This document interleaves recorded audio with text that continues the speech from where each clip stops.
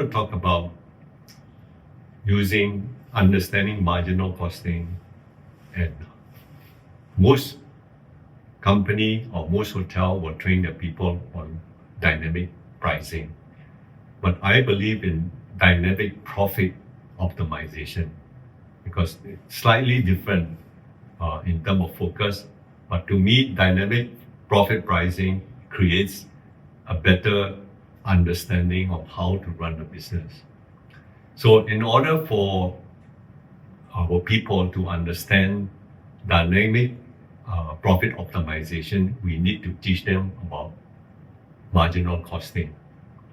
Marginal costing is the cost of an extra product that you make. For example, in the rooms, we know that for every room that we sell, we basically only have some marginal utilities. The bulk of the utilities are fixed. I'll talk more about that. And then we have the soap, shampoo that they use, the laundry that we send that has a cost. Those are what is called variable marginal costing, right? For the food and beverage, basically we are going on 30% food costing. But food costing is a pricing strategy, which I would elaborate when I talk more about how we do dynamic profit optimization for the F&B side. Right? So we learned that in order to know that you have to pull people through. So when you sell a room and like typically our 4-star hotel, our marginal cost is 15 ringgit. So if we sell anything above 15 ringgit, we actually make a profit. We are adding gross operating margin to the overall P&L, right? And for F&B, our food cost is running about 30%, and we have the part-timers cost for the event, we take roughly 20%. So for every F&B event that revenue that we generate, the marginal cost is roughly 50%. So with that understanding, we know how to manage our profit.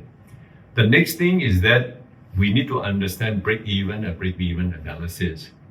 So understanding break-even analysis starts with understanding what's the fixed cost. Typically for hotel operation, the fixed cost is total human resource cost and utility cost, right? So the fixed human resource cost is like this. Let's say you don't do any business for the day, the staff are still paid. So it's fixed, right?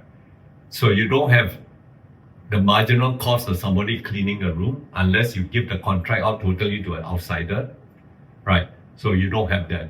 And for the F&B, it's the same thing. Only when you make a sale, you incur the marginal cost, right? So the fixed cost part is again the salary and the utilities. That's why it's very important to measure what is the utilities.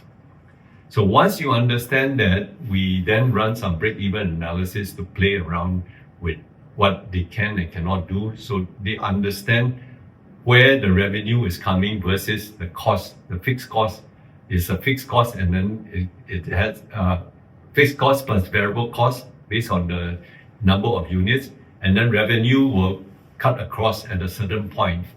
And when I came to the hotel line, the break-even for a typical hotel is between 45 to 55% occupancy. And I was saying, it didn't really make sense to me because when I was in manufacturing, my break-even point was at 25%. So I said, how can a business that requires so much capital has a high break-even curve, right? So I've been on a journey to try to bring down this break-even. So today, I'm pleased to say that all our hotels are breaking even somewhere between 27 or 27.5% up to a maximum of 35%. So and this allows us to way perform the industry in terms of profitability. So all these dynamics we must then understand. So let's move on. On the pricing side, we plan the business for the year, especially room side. We know when is the possible peak period. which sometimes at the beginning of the year very hard to predict. The median side, but the low period we can predict. Low period in Malaysia is actually the Christmas and New Year time. People don't work.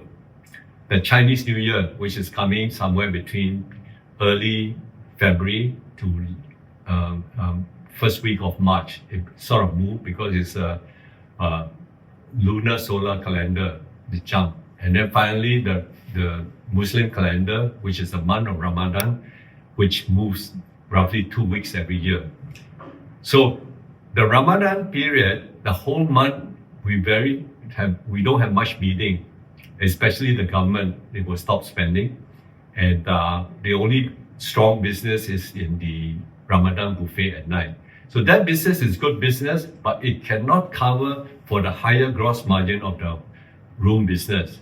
So we must understand all this. So what we teach our people is like this: low period, since we know ahead of time, we are the first to sell. The first to sell always get the higher price, because suddenly when you're coming closer to the period, there's no more buyer, right? And the peak period, we must be the last to sell, because the last to sell get the highest price, right?